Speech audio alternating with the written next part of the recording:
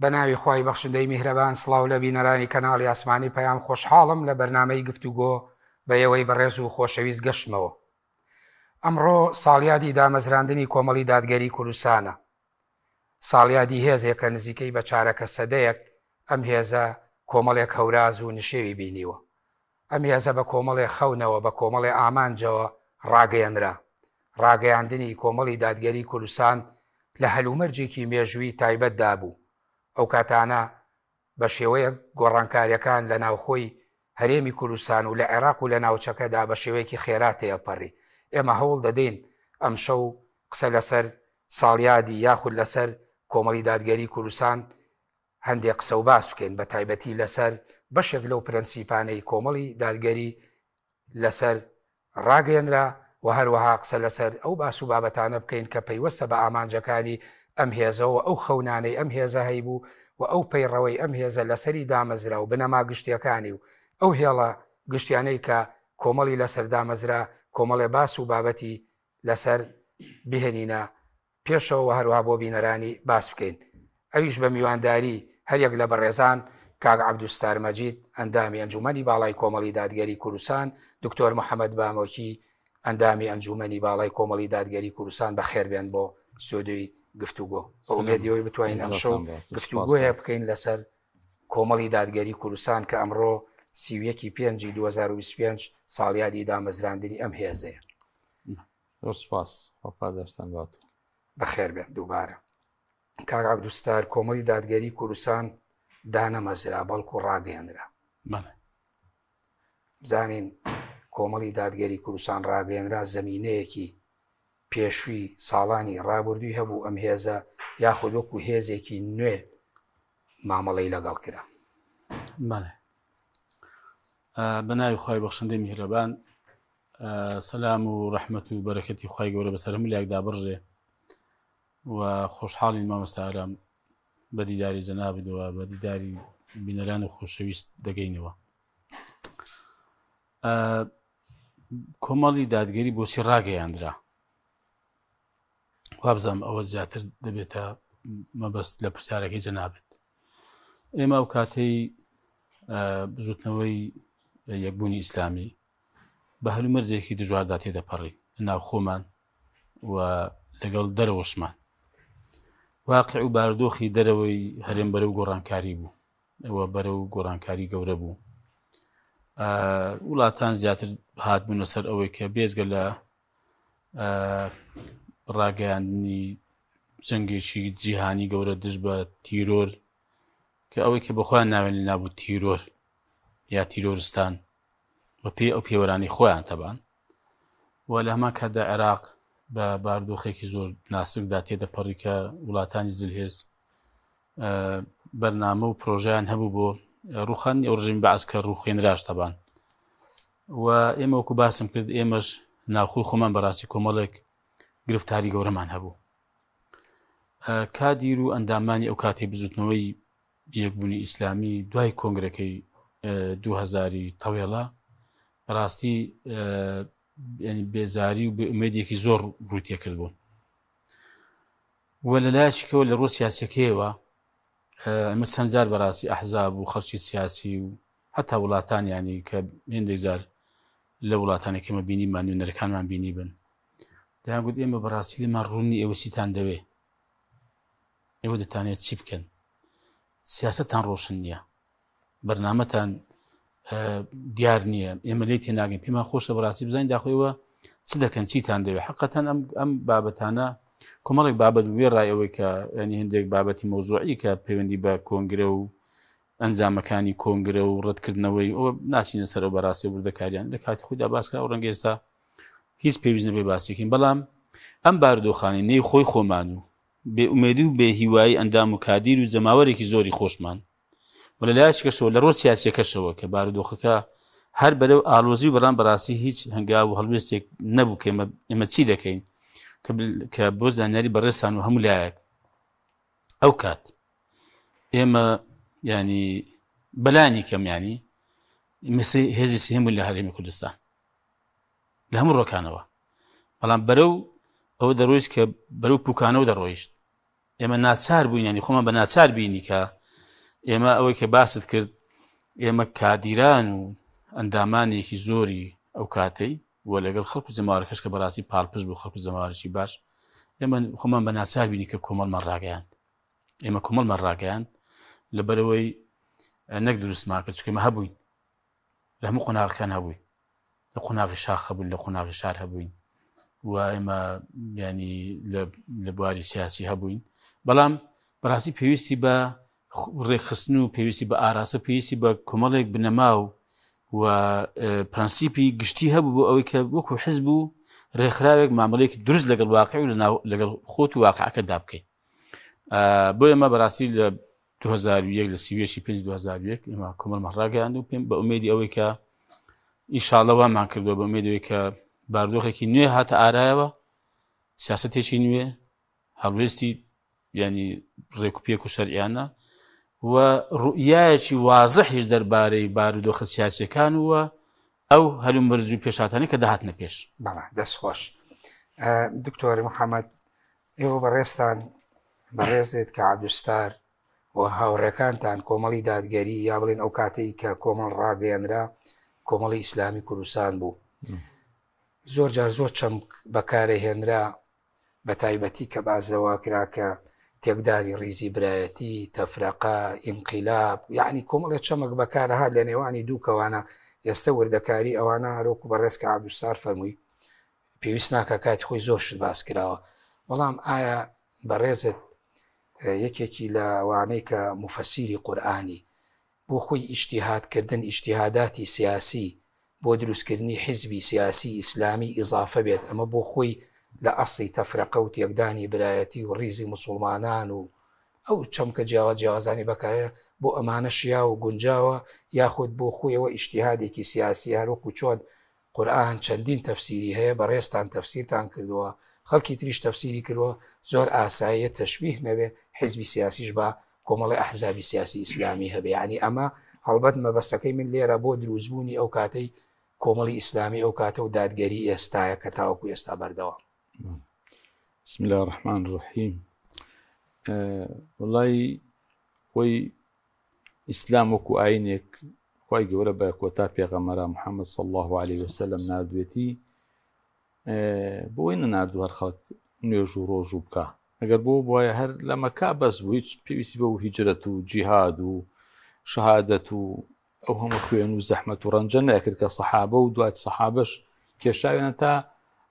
لە خلافەتی عومەری کوڕی خەتاب ئیسلام گەشتوتەم کوردستانی ئێمە ئیسلام ئاینێکە تووە هەروکو کاروباری علاقەی عەبد بەخواوە ڕێکەخا علاقەی عەبدەکانیش لە ناوخۆیانە کە پێوتێ کاروباری دنیا لە ڕووی سیاسی لە ڕووی کۆمەڵایەتی لە ڕووی اقتصاد و ئابووری لە هەموو ڕووەکانی ژیانەوە ئیسلام هاتووە بۆ ڕێخستنی یعنی ئاینێکی کۆتا پەیامی ئاسمانە بۆ سەرزەوی بە کۆتا پێغەمبەر صلی الله عليه وسلم جا ئەمەش وا خوازێ ئەسڵ وایە تێ ئەگەر ئیسلام دەوڵەت و کیان و قوارەی سیاسی هەبوو بە هەموو شێوەیەک مادەم ئەو کیان و قوارە سیاسیە پابند بێ بە ئیسلامەوە ئەوەی ئیسلام ئەوێت لە بنەماکانی ئیسلام و لە ئەسڵ و بنچینەکانی ئیسلام کار لەسەر ئەوانە بکە و ئەوانە بانگەشە بۆ بکە و بە عەمەلیش ئەوانە جێبەجێ بکە ئەبێت لە هەموو لایەک مسلمانان پشتیوانی لێ بکەن پشتگیری لێ بکەن دەستباری بۆ بگرن بە هیچ جۆرە نێڵن لاواز ببێت بەڵام کاتێک کە تۆ شتێکت هەبوو بڵێن حیزبێکی ئیسلامیت هەبوو بە ناوی ئیسلامەوە بەڵام ئەو ئامانجانێکی ئیسلام ئەیڵێ دوور بکەوێتۆ لی نەی پێکێ ئەمەی کە تۆ بڵێ وەحدەت ینی هەر بە شەکلی وەحدەتێکە حیزبێک و ئەوە چوارچێوەیەکی هەیە ئەگەر نان لە ناوخۆیان وەحدەتی نییە ینی دەرکەوت لە ئەوەی ئێمە وەحدەت نەبوو ئەگەر وەحدەت ببوایە وامان بەسەر نەهات ئەوە نەکرا ئێلانی کۆمەڵی ئیسلامی ئەو کاتە نەکرا لەبەرەوە زروفێک هاتە پێش و وەزعێک هاتە پێش لەنا ئەو حیزبە کە ئەوەندە بێزاری ئەوەنە بێتاقەتی ئەوەنە نەعەدالەتی ئەوەنە جیاوازی ئەوەنە ینی هەندێک کەس هەموو شتێک و ئەوی تر زۆربەی خەڵکەکە هیچ ینی ضرورەتی قۆناغەکە و حاڵ و زروفی داخلی حیزبەکە تۆی ناچارە کری ئەبێ تۆ لە بینی دوو بژاردا بووی یا ئەبێ لی گەڕی وردە وردە ئەو هێز و ئەو حیزبە کە پێوتە زوتنەوەی یەکبوونی ئیسلامی وردە وردە بەرەو لاوازی و زعیف بوو نەچوو یان نەبوو تۆ ئەوەندە یەکرێشتێکی لێ ڕزگارکەی کەواتە زیادکردنی ژمارەیەک بۆ حیزبی ئیسلامی ئەمە بۆ خۆی ناشەرعی نیە لە ناشەرعی نییە کاتێک تۆ بتوێ چارەسەرێکە بۆ گرفتێک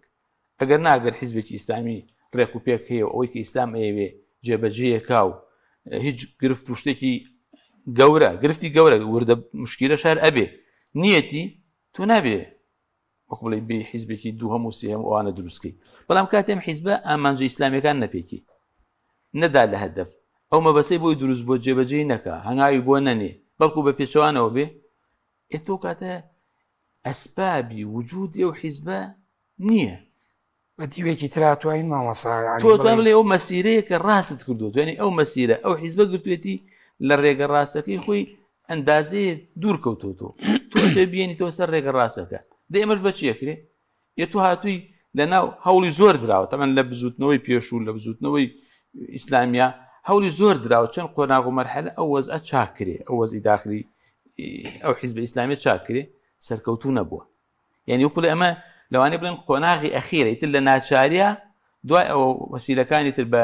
حیوار و مناقەشە و هەوڵدان و کۆنگرەکان و بەمانە چاک نەبووە ئیتر ئەمەش بە ڕێگە یەکزانداوە بۆ چارەسەر بەڵێ کەواتە مامەساتوین لە دیوە شەرعیەکەوەی بەڕێزت باست کرد یعنی بڵین گرنگەوەیە لە سەوابیتەکانە لای هیچ هێزێکی ئیسلامی ئەو هێزش کە تۆ جیابیتەوە لە یاخۆ ڕائگەێنێ سەوابیتەکانتان نەگۆڕاوە نەخێریت لەو شتە زۆر گرنگانە کە ئێمە ئیسە بیری لێ بکەین ئەوەیە طبعا ئەو خەڵکە کە ئیعلانی کۆمەڵی ئیسلامی کرد لەو کاتە زۆرینەی ئەو حیزبە بوو زۆرینەی هەرە زۆری ئەو حیزبە بوو دەی ئێمە بەو وەزعەشۆ کە دەسەڵاتە هێزەکان و چەکدارەکان ئەوانە بەشی هەرە زۆری لەگەڵ ئەو وەزعا بوو کە پێی ئەوترا کۆمەڵی ئیسلامی ئێمە هەوڵماندا ئەو پەر هەوڵماندا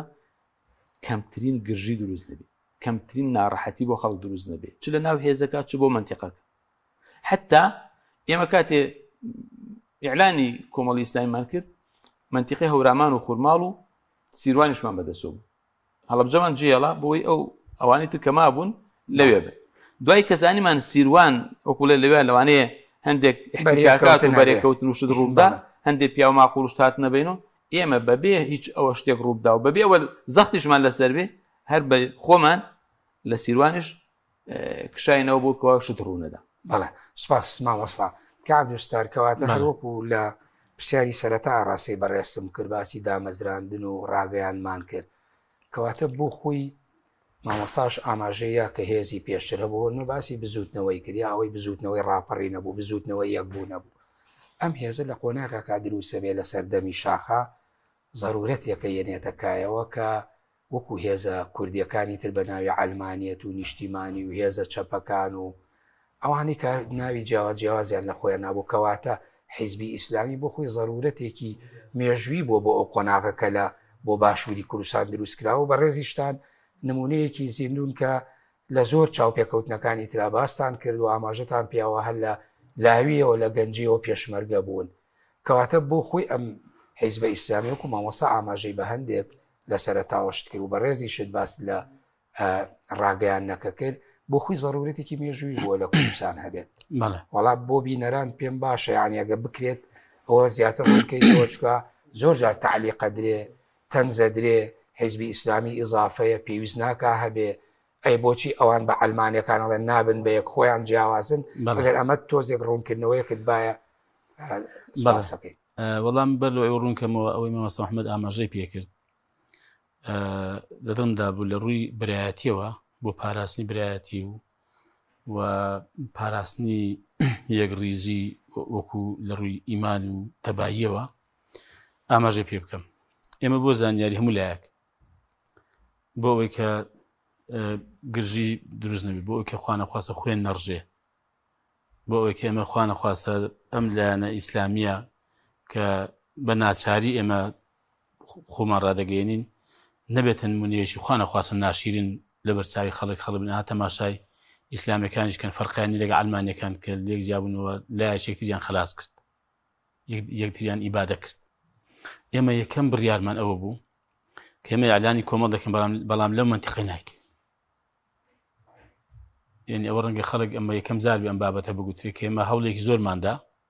ئەو کاتەی لەگەڵ برادرانی یەکێتی و لەگەڵ زەناوی مام جەلال ئەو کاتەی و ڕێکیش کەوتین ناوچەیەک کەمان بدەنێ ئەمە بەڕاستی گوتمان لەوێ بار دەکەین ئەوە بوو باس کرا گوتمان کاکەمە پشدەرمان دەوێت پشدەر و بیتوین بە تایبەتی پشدەر بۆ ئێمە گونجاوە دەتوان باسی بەری مەرگیان کرد کە بۆ ئێمە گونجاو نەبوو ئەمە قۆناغی یەکەم قۆناغی دوم ئەوەی مامۆستا محەممەد باسی کردن بۆ خۆم لە سیروان بوو و لە قۆناغی یەکەمدا بەرپرسی مەکتەب عەسکەریش بوو کە ئەو ئیعلانی کۆمەڵمان کرد بێجگەلەوەی کە ئەمە هەڵبژە لەوێ ئیعلانمان هەر نەکرد ئێمە بەڕاستی هاتنە سەرمان و تەقەشیان لێ کردی و سەنجار کەمینیشیان دانایەوە بەس بڵاوکەمە جوابمان نەدایەوە و هاتینە سەرەوەی وتیان کاکە هەندێک مامۆستا باسی کرد هەندێک خەڵک هاتنەوە کاتی لە مەکتەبی سیاسی دکتۆری ئیبراهیم و جەماعەت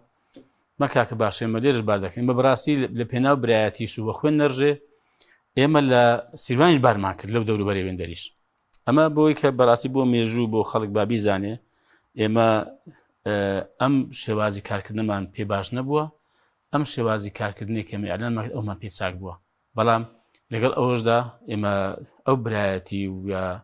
خوا نەخواسە تێک هەم نەقژانە حەقەتەن بڕیارماندا و بە هیچ شێوەیەکی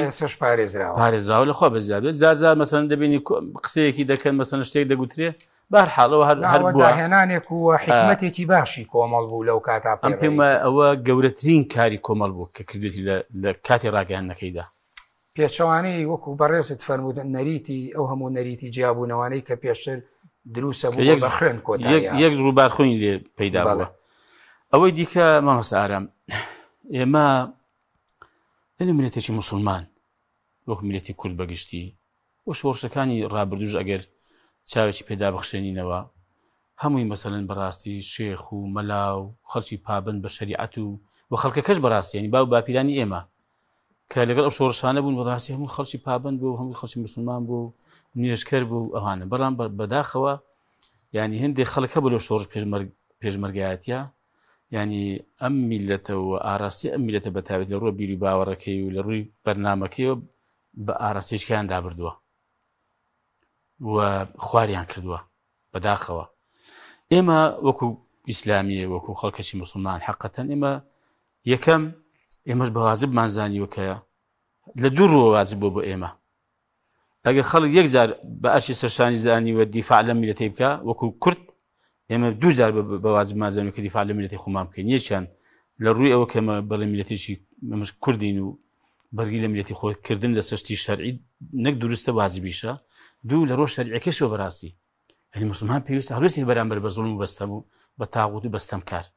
ئێمە بەڕاستی ئێمە ئیعلانی ئەو شۆڕش پێشمەرگایەتیمان کرد لە پێناوی کە بەڕێ ئێمەش دژی ستەمین دژی ینی زوڵمین و دژی ستەمکارین و کاکە بۆ خەڵک لە نێو میلەتێکی موسڵماندا بە مارکسی بە چەپگەرایی بە سۆسیالیزمی ئەم بەرنامانە بێنێت لەملا و لەولا کەسی زۆر نائاشنان بە بیر و باوەڕ بە کولتور و بە عادەت و ینی عورفی کوردەواری خۆمان بە بیر و باوەڕی کوردەواری خۆمان زۆر نائاشنا زۆر نەگونجاو زۆر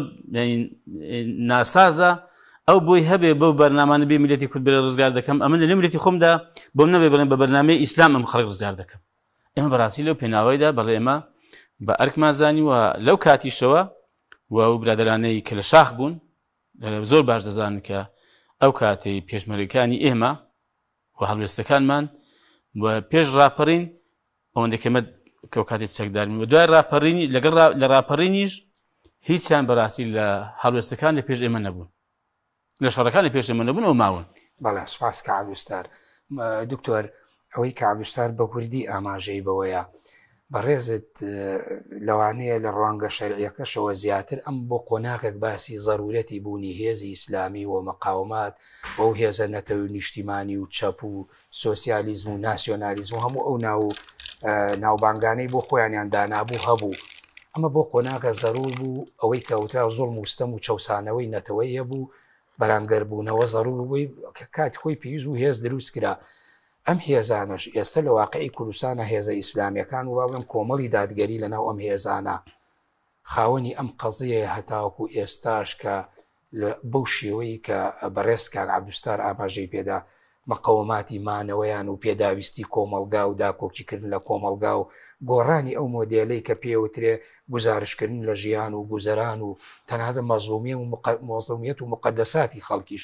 ئێستش ئەم هێزانە بە هەمان شێوە ضرورەت و پێداویستی بوونن بۆ کۆمەلگای کوردی و با بڵێم کۆمەڵی دادگەری کوردستان لە نێوانی دووکەوانە. خۆی هەر حیزبێکە دروستە بێ کۆمەڵێک بنەما هەیە لەسەری دروستە بێ و کۆمەڵی پاڵنەری شەیەکەوە دافعێن بۆ بەردەوامی لەسەر کارەکەی. ئەو زروف و بارودۆخەی کەوا کۆمەڵی ئیسلامی تیای ئەلان کرا بار و زروفێک بوو لە هەندێک ڕۆ جیاوازی هەیە لەگەڵ ئێستا، بەڵام هەندێشت هەر بەردەوامی هەیە لە مێژووی بەشەریەتە. مەسەلا ناعەدالەتی هەر بەردەوامە، یعنی بەڵێ ئێمە ئەو کاتە بڵێن ڕژێمی بەعز بوو بە شێوەیەک لە شێوەکان، بەڵام ئێستا وەزعێکی دراتۆتە ئارا و هەر حکومەتی عێراق هەیە و هەرێمی کوردستانیش هەیە. لە هەرێمی کوردستانە وا ڕێکەوتووە دوو حیزب دەسەڵاتیان هەیە، دەسەڵاتی عەسکەری و ئیداری و مالی و هەموو شتێک بەدەست ئەوانە. ئەگەر ئەم حیزبانە بێت و خەڵکی تر و حیزب و لایەنی تر نەبێ، بەڕاستی ئێستا چەندێ زوڵم و ناعەدالەتی و ناحەقی هەیە چەند بەرابەر زیاتریش بێ و کاتە کەس نییە هیچ بڵێ. من بیرم دێ کاتێک زمانی ڕاپەڕین مقڕمان هەبوو لە ئەڵەبجە، جەماعەتی یەکێتیاتن سەردانێکی ئەمەیان کرد کە سەردانێکی قسێکی کرد زۆر پێم منتیقی بوو. تیماوەسا ئێمە ئەم یەکێتی کە دروست بووین لە 76 دوای ئەوە کەواکو شۆڕشی ئەیلول وەکوڵێ هەرەسیەنە بیرمانەوە کردو ئەگەر ئەم یەکێتیە پێشترش هەبوایە هەتا شۆڕشەکە هەرەسی نەهێنا، چونکە وەکوڵەینێکی تر هەبوو بەدیلێکی تر هەبوو دووش ئێسش کە هەین ئێمەش و ئەوانیش هەین لەوانەیە زۆر شت حیزبی بەرامبەر بیرەکات و لەوەی نەیکات، چونکە زانە حیزبێکی تر هەیە ئەبێتە زەرەر بۆی، ئەم حیزبی تر هەلەکانە قۆزێتەوە، ئەم حیزبی تر خەڵک دەداتە پاڵی، ئەم حیزبی تر خەڵک پشتیوانی لێەکە. لەبەرەوە بوونی چەند جەمسەرێک وا ئاکاکەواکو تەوازنێک دروست بێ. ئێستا لە هەموو دنیا مثلا حیزبی حاکمەیە کە بڵێن بە هەڵبژاردنیش سوڵتە وەربگرێ، کۆمەڵی حیزبیش کە معارەزەن لە دەرەوەی سوڵتەن. ئەگەر ئەو حیزبانی معارەزە نەبن ئەم حیزبی دەسەڵاتە هەر خۆی بێ ئیتر نەقولێ دەست بۆ خۆشلەکە هەموو شتێک کەواتە بوونی کۆمەڵی دادگەری تەوازنە هاوسەنگیە. بەڵێ ئەنازەیەکی باش کۆمەڵی دادگەری لە زۆر مەرحلە لە مەرحلەکانی ژیانە هەتا دوای ئەوەش کەواکو هێزی چەکداری و ئەوەشی ئەوکوڵێ نەماوە هەر یەک بۆ لە حیزبە کاریگەریەکانی ئەم ساحە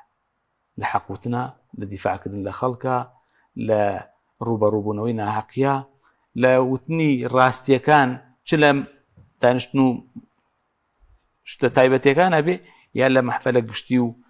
ڕاگەیاندن و پەرلەمان و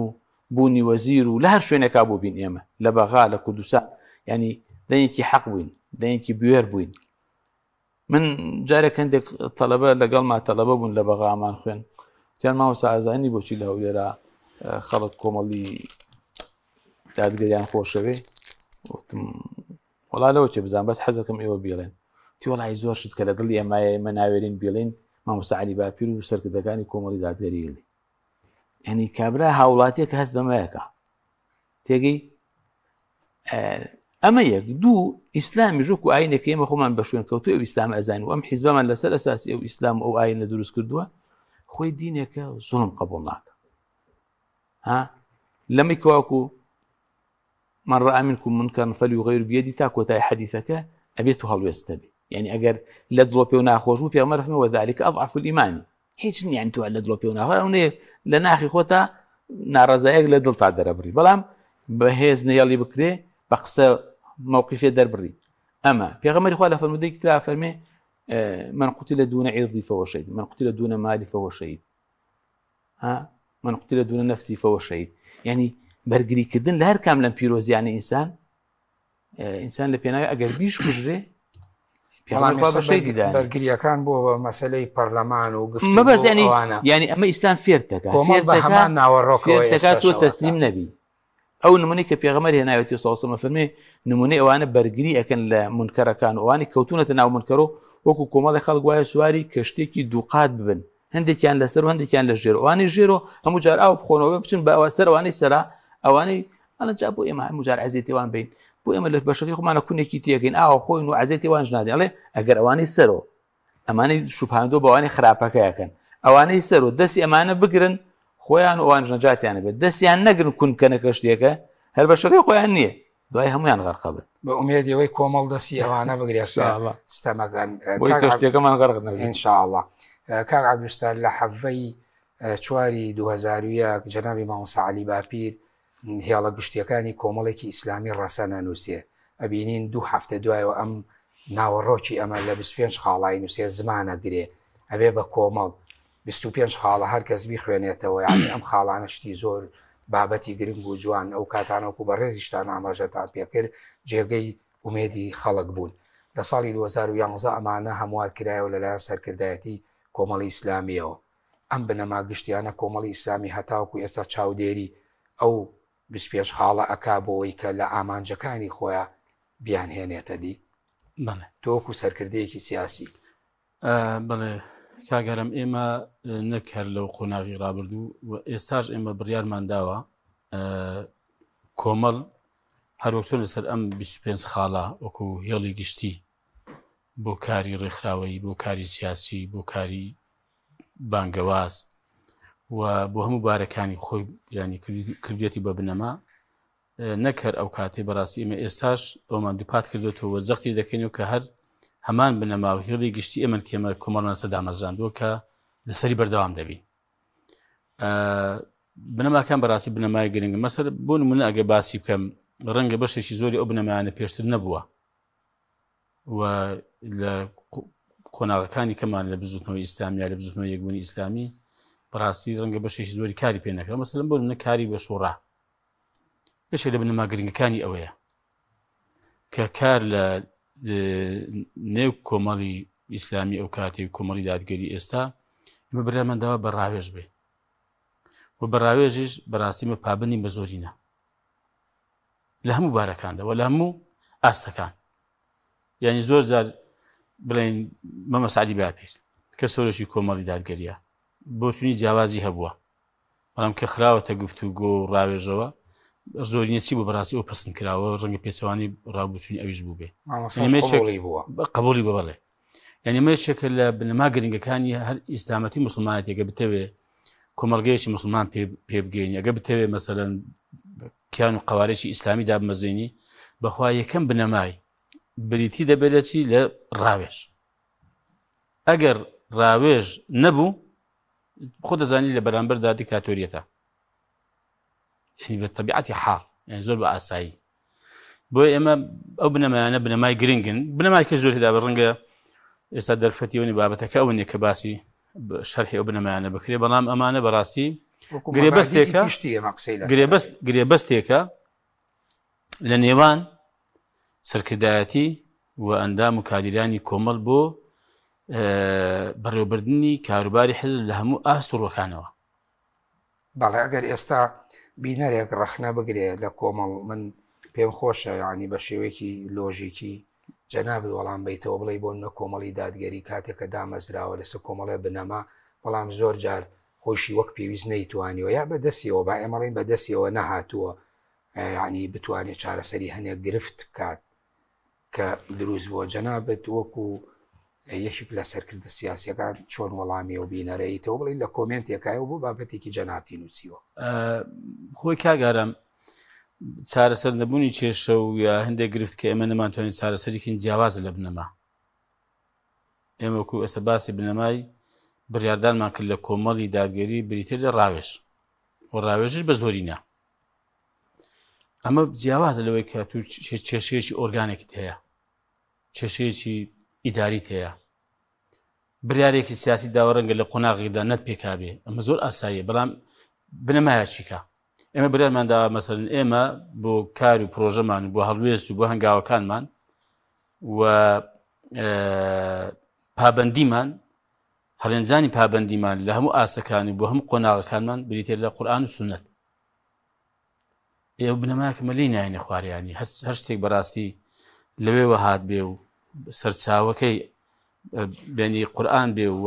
فەرمایشی دروستی پێغەمبەری خوا بێ سەڵاو سەلەم خوا لەسەر بێ ئێمە پێوە پابەندین بەڕاستی بۆ لێشی لا نادەین بەڵام ناتوان بڵێم هیچ ئەندامێکی ئێمە هیچ کادیشی من لێران نەداوە لە قورئان و سونەت ئێمە ناڵێن هیچ ئۆرگانێکمان بێ چێشە و بێگرفت بەڵێ کۆمەڵ گرفتی هەوڵ گرفتی مەبادی نەبووە گرفتی ئیداری گرفتی مەبادی وەکو ئەو 25 خاڵەکە بەڕاستی پرەنسیپن بۆ ڕاگەیاندنی کۆمەڵ وە بەردەوامی کۆمەڵ ئێمە ناڵم ینی هیچ کەم و کوریمان نەبووە بەڵام بەڕاستی مە هەر لەسەری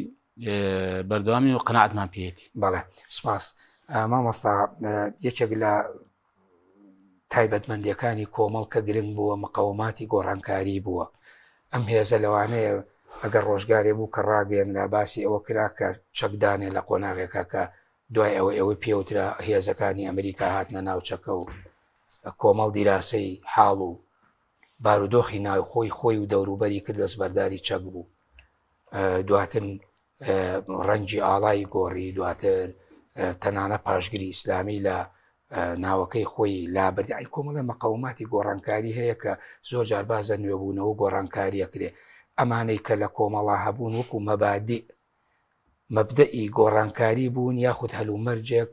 سەپاندنی بەسەر ئەم هێزا و ناچاری کرد کە بەو شێوەیە ئەو گۆڕانکاریانە بکە من لە مەوقعی ڕۆژنامە نووسیەکان پرسیارە لە بەڕێسەکەم لەوانەیە بینەرانێکە بێ ئێستا چاوەڕوانی وەڵامی ئەو پرسیارەیان چەند جار کرد بێت بیانوێ لە بەڕێستەوە وەکو یەکێک لە سەرکردە سیاسیەکانی ئەم هێزە وەڵامیان بیتەوە وڵاوە دوو ڕووی هەیە لە ڕووی وەکو ئیسلام وەکو ئاینێکتی بڕوانی کە ئاینەکە لە پێغەمبەری ئیسلامەوە تا دنیا تەواوی ئاینی مرۆڤەکانە تر ئاینێکی تر نایە تەجدید و تازەکردنەوە نوێبوونەوەوانە ڕووەدا بەڵام پێغەمبەرێک و پەیامێکی توانای لەبەرەوە ئاینەکە خۆی سروشتی وایە تەبیعەتی وایە لەگەڵ گۆڕانکاریەکانە ئەگونجێ چۆن ئەو شتانی کە بە پێی زەمن ناگۆڕێ وەکو عەقیدە وەکو ئەندێ ئەساسیاتی ئەخلاق ئەمانە ئایەت و حەدیسی سابتی لەسەر بەبێ گۆڕان ئەوانش کە قابلی گۆڕانن ئەو بنەمای گشتی وەداناوە مەسەلایسە جێبەجێکردنی عەدل لە هەموو ئاستەکانە قورئان فەرمێ وەئیذا حەکەمتم فەعدیلوا یعنی یاسایەکی گشتی وەداناوی تۆ عەدالەت بی لە بڕیارتا لە حکومتا لە هەڵسوکەوتا هەر شتێکە کێشە و وەزعێکە لە ناو خەڵکا تۆ عەدالەتەکە پیاده دەکەی جام عەدالەتە لە هەندێک حاڵەتی سەردەمی پێغەمبەرە زۆر بە سادەی لەوانەیە هەر لە مزگەوتا کرابی هەر کابرا دوو خەسمەکاتنەوەتە مزگەوت و پێغەمبەری خوا سەڵاو سەلەم لەوێ بڕیاری داوێت بەڵام وردە بە پێی زەمن محکەمە دروست بووە شوێنی محکەمەکان بەشەکانی جیا کراوەتەوە بەڵام گرنگ ئەوەی عەدالەت بچەسپێ دادگەری لە حکومەکە بچەسپێ لە بەرزترین ئاسەوە تا نزمترین ئاس وەکو حیزبێکی ئیسلامیش ئێمە کە لە مەرحەلێکە هەندێک شتمان کردووە مەرحەلێکی تشتێکی کەمان کردووە ئەوە هەم هەلومەرجەکە ئەوەی خواستووە هەم واقعی بوونیش وایە پێشتر باسی سەوابتمان کرێ ئەکرێ بڵێن ئەمە متەغەیراتە بەڵێ چکە تۆ ئیسا عەقیدە کە عەبستا باسی کرد عەقیدە و بیر و باوەڕ ناگۆڕێ یعنی ئێمە وانە بڕۆژە بڵێن خوای گەورە ئەم بوونەوەرەی دروست و ڕۆژێک تر بڵێن شتێکی کە بڵێ ڕۆژە بڵێن قیامەت و زیینوبوونەوە هەیە ڕۆژێک تر بەخوا لەوانەیە جۆرێکی تر بێ جارێ بڵێن پێغەمبەر باوەڕمان پێیەتی بڵێن ئەم پێغەمبەر ئێمە کۆتا پێغەمبەر کەمان هەموو مەسائلی عەقیدەن دوایش بڵێن وەڵی ئیمکانە پێغەمبەرێکی کەش بێ معنی ئەگونجێ عەقیدە بەڵام لە شتە گۆڕاوەکان ئەوان نییە لە شتە گۆڕاوەکە وەکوتم بنەمای گشتی دان و ئەمڕ و شوڕا بینەوە یعنی کاروباری ئێوە بە ڕاوێژە دە ئەم ڕاوێژە ئەکرێ لە بینی سێ نەفەرا بێ ئەکرێ لە بینی پەرلەمانێکا بێ ئەکرێ لە بینی موەسسەیەکی گەورا بێ ئەکرێ وەزیر و کاربەدەستانی باڵای حکومەتێ بن مادەم ڕاوێژ و ڕاگۆڕینەوە و ئیسفادەکردن لە عەقڵ و بیر و بۆچوونی خەڵکە شارەزاکە بۆی باشترین چارەسەر بۆ ئەو بابەتە بدۆزرێتەوە کە قسەی لەسەرەکرێ ئەمە بنەمایەکی ئیسلامی ئێستا کە پێشکەوتوترین شێوازی حکم هەیە لە دنیا و بەڕێوەبردننی وڵاتان هەیە ڕاوێژ یەکێکە لە بنەما سەرەکیەکان هەموو گۆڕانکاریەکان بە ڕاوێژ بوون ڕاوێژە بێ عیلم ئیسلام زۆر گرنگی پێداوە ئەزانی کە پێغەمبەری خوا هاتووە سەڵاو سەلەم مەکە چەند خوێنەوارێکی تیاوە نەگەیشتۆتە 20 کەس بضعة عشر ئەڵێ مەدینەش زۆر کەمتری تیاوە لە مەکە چونکە مەکەیەکان لە ئەسیرکران پیان و تا کامیان خوێنەوارە دە مناڵ فێری خوێنەواریکە دە پێغەمبەری خوا دنیا بەجێ نایە لە سەڵاو سەلەم مەدینە و شارەکانی تر و ئەو منتیقانە کەواکو ئیسلام دەسەڵاتیەتە هەمووی پێ پڕەبێ لە عیلمە پڕەبێ لە خوێنەواریە پڕەبێ لە شارەزاییە و من کتێبێکم لایە کتێبێکە زانایەکی میسری نووسویەتی لەسەر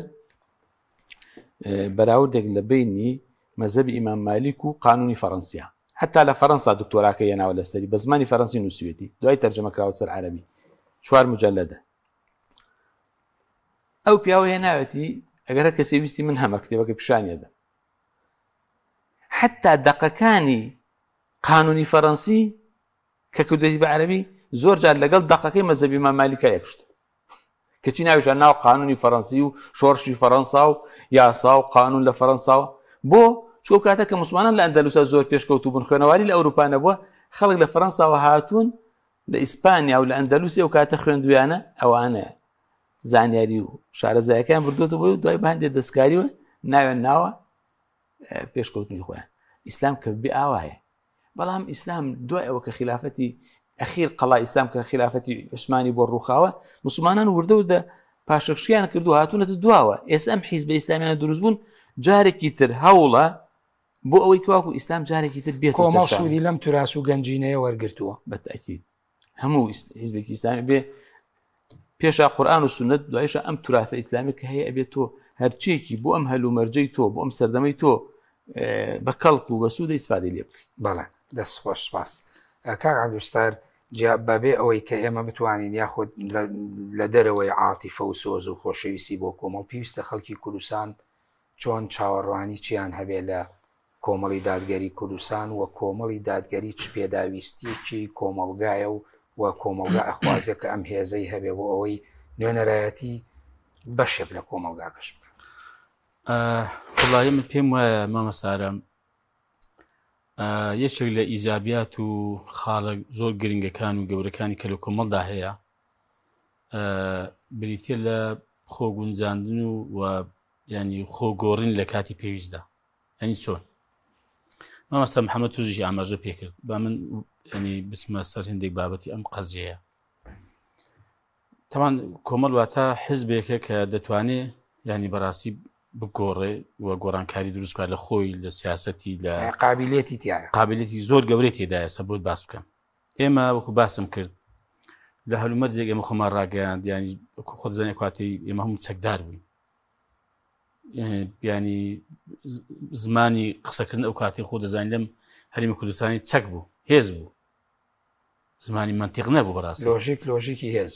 لۆژیکی هێز بوو ئێمە بەڵام فەرمو کۆمەڵ توانیانی خۆی لەم باردۆخە ڕزگارکە کۆمەڵ بەناحەق بە زوڵم موشکباران کرد لایانی ئەمریکا وڵاتانی زلهێزەوە بەڵام کۆمەڵ توانی بەڕاستی بە سیاست و بە بارودۆخێک کە بەڕاستی ینی ئیدارەی کرد ئیدارەی ڕێکوپێک توانی بەڕاستی ئەم شەڕ و هەرایەکە دەویستا بەڕاستی تێوە بگەڕێنرێ و ڕەنگە راپۆرتی خراپ لەسەر کۆمەڵ درابوو بە وڵاتانی زلهێز و ئەوانە کۆمەڵ تێدا سەربەرزانە دەرچی کۆمەڵ کە باسی چەک و باسی برای چەکدانان کرا کۆمەڵ هیچ فشارێکی لەسەر نەبووە هەر بۆ خۆی ئەمە من لە بیرمە لە ڕانی دانیشتی ینی گوتمان کاکە ئەم هەلو مەرجە پێویستە کە بەڕاستی کۆمەڵ بە شێوەیەکی کە کار و پرۆژەی خۆی بکات لە سیاسیژی گۆڕی نەک تاکتی ینی چەک ئێمە هەموو شە گوتمانە وەسیلەیە پاسە ئاسنەیە کە بەڕاستی هەروکە کاتێک بتێوێ دەستی دەدەی و پەیدا دەکەین مستحیل نیە بەتابێت لە زەمانی ئەمڕۆدا تەبان بە ڕێوشێنی خۆی شوێنی خۆی مەبەستم ینی پێویست بێ بەڕاستی زۆر ئاسانە پەیداش دەبێت هیچ کێشەش نیە بەسەراحەت ئێمە بەڵام ئەو کاتەی بە گونجامان زانی و باشمان زانی کە کۆمەڵ لەم هەلومەرجە ینی بە شێوەیەکی کە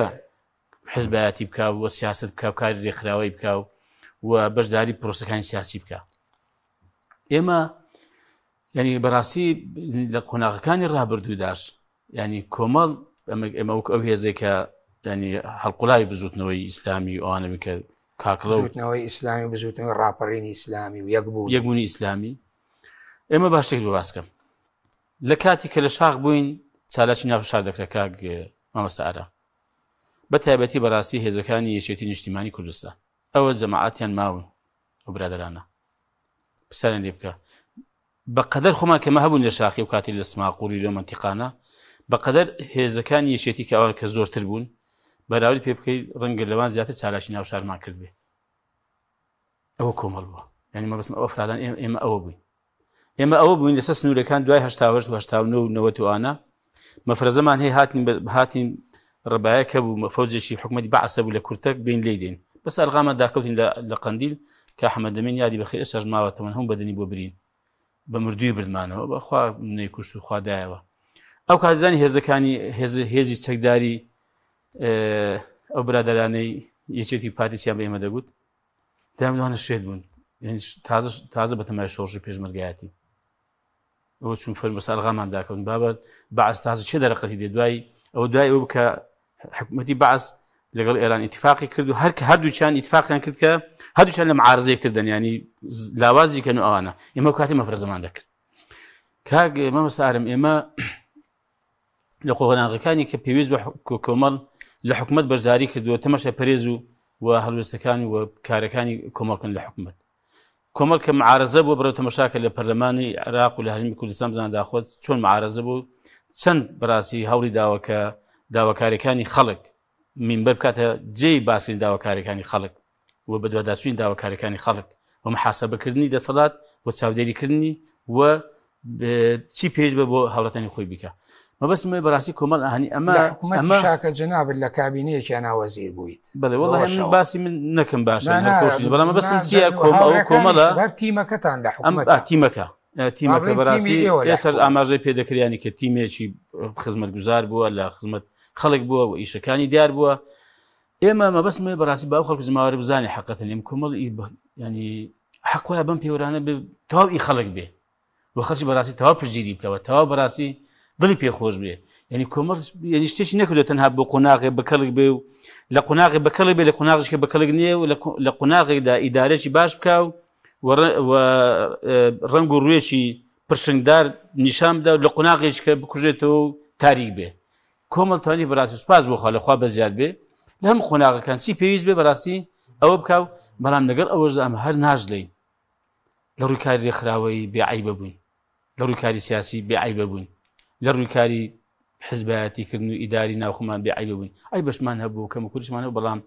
ڕووە بەڕاستی گشتەکەی کۆمەڵم پێمایە جێگەی دڵخۆشیە و ومێد دەکەم کە ئینشاڵڵا خەڵکو جەماوەریش ئەم ڕۆژنا بەیانیم قەناعەتم وایە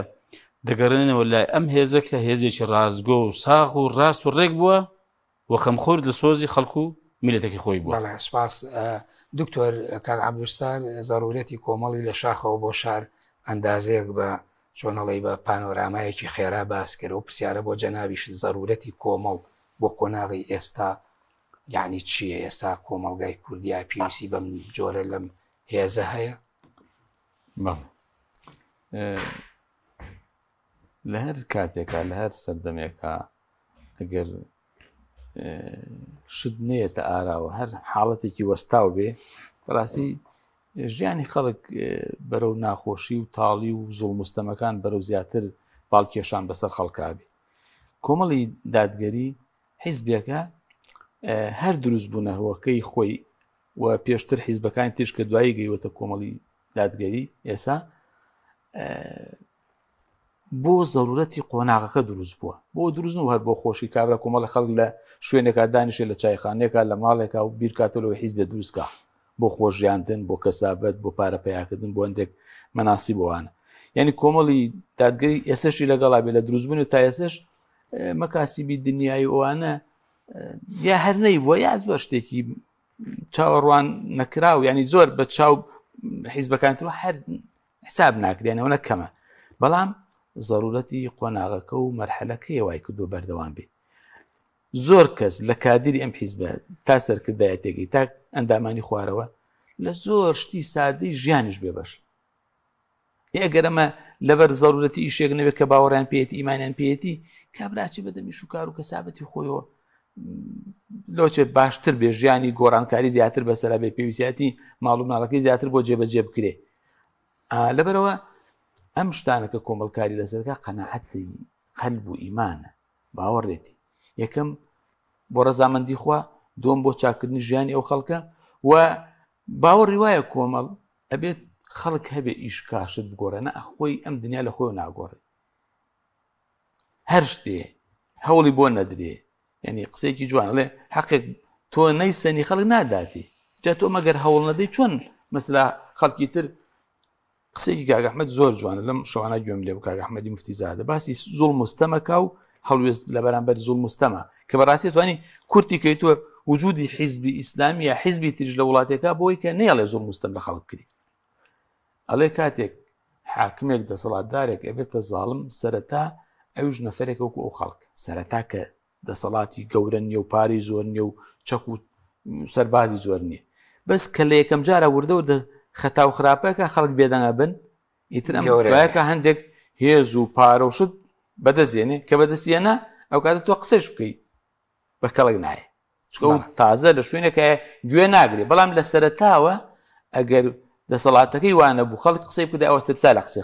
خەڵک هەڵوێستی وەرگرتای لە بەرامبەری ئەترسا لە هەڵوێستەکە بەڵام کە هەڵوێست نەبوو کە قسە نەبوو کە بەرامبەری کەس نەوەستا ئەوش بەردەوام کۆمەڵەوەستاوە بەڵێ کۆمەڵ هەمیشە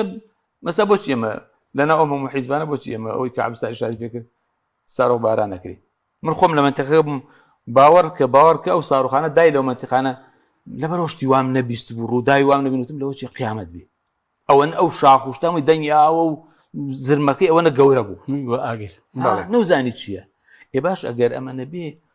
ئەگەر ئێمەش تەسلیمی زاڵمەکە بووی ناوکو و کاگەحمەڵێ بۆ لیانە داین باشمە سوپاسەکە ماوەی بەرنامەکەم تەواوێ لە نیو خولەکە کۆمەڵی دادگەری ئێستا بەرەو کۆنگرەی پێنجەمە ڕۆ بە هەمان ڕۆحیەت و مەقاومەت و گۆڕانکاری وە هیچ ئومێدێک هەیە بۆ ئەندامانی کۆمەڵکە بە شەوق و زەوقەوە بەشداری لە کۆنگرەی پێنجاب بکەن و گۆڕانکاری بکرێ بەڵام بە کورتی واللهی من نەسیحەتم بۆ هەموو ئەندامان و براو خوشکان لە کۆمەڵی دادگەری ئەوەیە بە گەرمگوڕی بەشداری کۆنگرەی پێنجەم بکەن وە کۆنگرێش وێزگەیەکە بۆ ئەوی کەواکو ئەگەر هەر کەم و کوڕی و نوقسانێکی شەبێ هەو بدە چارەسەر بکەی وە قەنەعەتی شمایە هەموو حیزبێک کە دروستە بێت لە ئەوڵی وە تاکۆتایی کەم و زۆر نوقسانی و ناتەواوی ئۆمانی بۆ دروستە بێ بەڵام گرنگ ئەوەیە کۆمەڵی خەڵکی مەبدەئی دڵسۆزی چاکی هەبێ حیزبەکە هەمیشە بهێنەوە سەر ڕێگە ڕاستەکەی بەڵێ زۆر سپاس دکتۆر کاک عەبدولستارەمێ لە نیو خولەکە بە ڕێزی شت بۆ بینەران بۆ ئەندامان و لایەنگرانی کۆمەڵ بەرەو کۆنگرەی پێنج ئەچێ هەنگاوەنێ ئەمەوێ ئەو ڕۆحیەتەی جەنابتان باسان کرد ئاماژەتان پێدا لەسەر ئەم مێزی گفتوگۆیە کە لە ڕابردووە لە شاخەوە بۆ شار کۆمەڵ بەردەوامەوێ بۆ کۆنگرەی پێنجەمیش کە بە گوڕوتینەوە بەشداری بکەن و ئومێدیان نەبێ بۆ نەتیجەکانی دوای کۆنگرە وەڵا بەهۆی ئەوەیە کە کۆمەڵی بارودۆخ هاتە پێشەوە لەو 4 ساڵەی ئەم پێم وایە ینی کۆنگرەی پێنجەمی کۆمەڵی دادگەری کۆنگرێکی گەرم و گوڕ دەبێ و من بەڕاستی قسەم هەر ئەوەیە کە هەمومان یانی ئەندامانی کۆنگرا بە ئاراستی ئەوەی کە بزانین داخۆ چی لە قازانجی کۆمەڵە چی کۆمەڵی بەرەو پێش دەبا چی گەشەی پێدەکە بەڕاستی وا هەنگاو بنین وا بەڕاستی کار بکەین و ئومێدیشم هەیە کە ئەم کۆنگرەیە ببێتە مای